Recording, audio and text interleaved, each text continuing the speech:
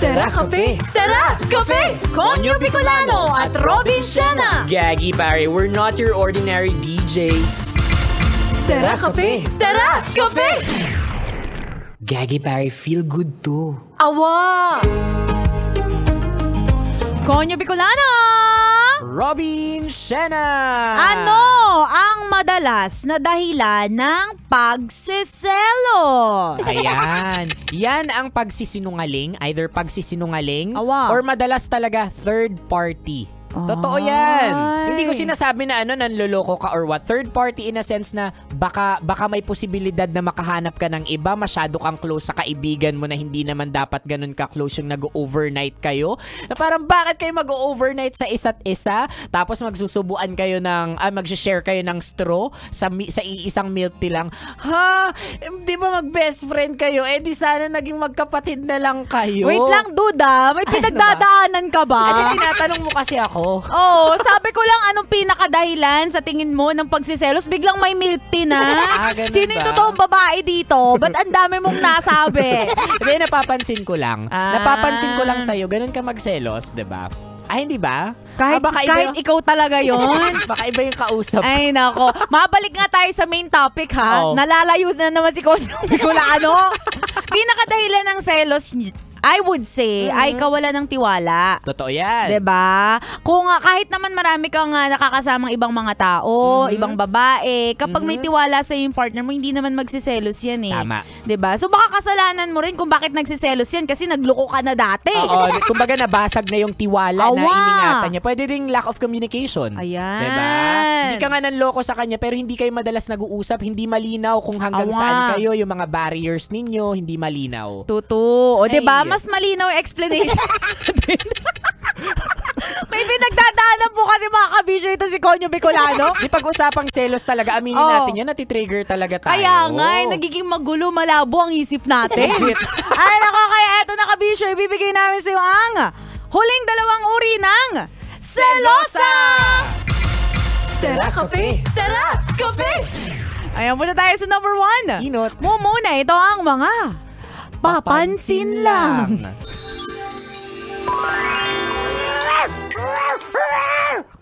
Galit ako. Galit Jessa, okay ka lang ba? Bakit ang aga-aga ganyan na naman itsura mo? Tumatahol-tahol ka pa. Galit ako, girl. Galit ako kay Mar. Kay Mar? Oo. Yung taga-section Bayabas? Oo. Bakit naman? Basta! Galit ako! Ay, Jessa, speaking of Mar, ay, dadaan siya Ayan, paparating na siya. Hello! Hello. Lo, ako ba hinihirapan mo, miss? Hello, sino pa ba? Huwag mo akong kinakausap ha. Galit ako sa'yo. Paano ba naman? Hindi mo man lang vinyo yung my day ko. Diyos ko, ilang oras na. Tapos hindi mo pinusuan yung selfie ko. Nakailang takes ako doon. Ha? Anong ginawa ko sa'yo? Tsaka, hindi nga kita kilala, ganyan ka. Makalis na nga. Kita mo, girl. Jessa, Kita mo. kinakabahan na ako sa'yo Okay ka lang ba? Parang kailangan mo ata ng gamot, girl. Hindi ka pala kilala nung tao, tapos bigla mong inaway. Tapos ngayon bigla kang tatawa, girl. Kinakabahan na ako sa'yo. Diba, effective, girl? Kinausap ako ni Mar. Strategy ko talaga yun para mapansin ako selos-selos. Ganyan. Ganda. Ayan. Alam mo, I would say, mga selosa may saltik na, Oo. di ba? Mas matindi tong saltik na ito. Hindi mo kilala. Bigla ka magsiselos. Bigla kang magagalit. Bigla kang mga away. Uy, pero totoo to effective to kahit papano. Effective na makausap ka.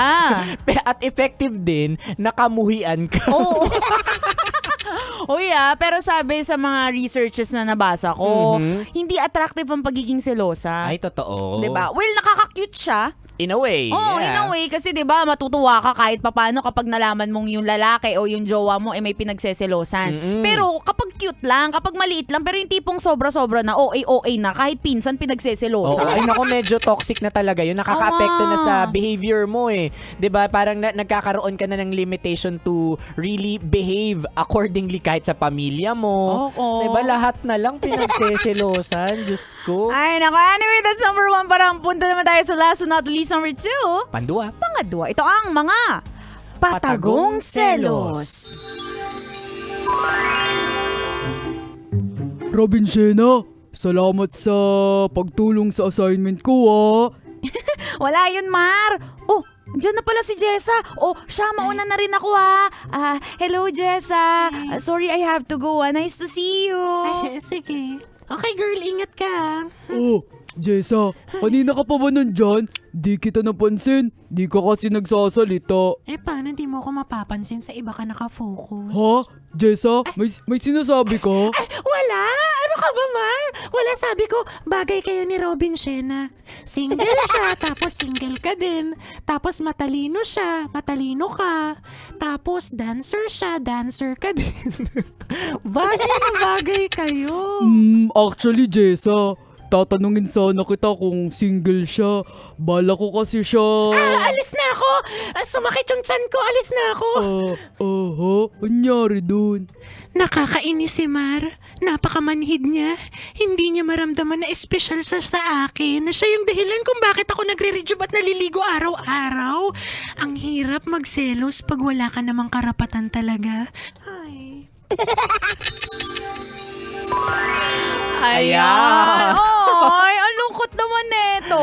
Ikaw ba, na-experience mo yan? Magselos, pero wala ka naman talagang karapatan magselos. Oo, naranasan ko to grade 5 ako. Grabe, ang aga. Sa murang edad, nagsiselos Oo na. No? ba? Grade 5 ako. May crush kasi ako. Okay. Si Luigi.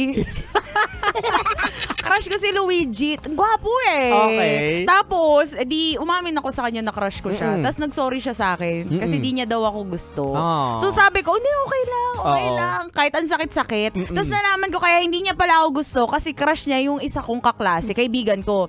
Si Jolly Ann.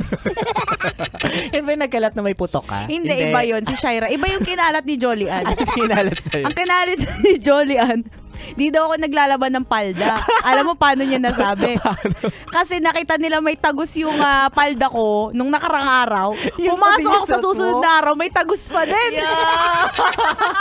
Minsan maganda ka lang talaga. Nung grade 5 Baboy lang mo. naman yun.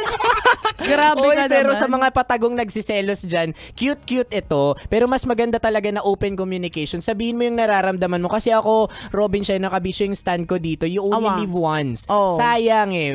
Life Totoo. is all about taking risks. So malay mo, kung hindi man mutual yung feeling ninyo sa isa't isa, at least, di ba, napakawalan mo yung sarili mo na, hey, I like you, I love you. Di ba, nagsiselos ako. Parang okay lang naman na sabihin mo, i-communicate mo pag nagsiselos ka kung kayo.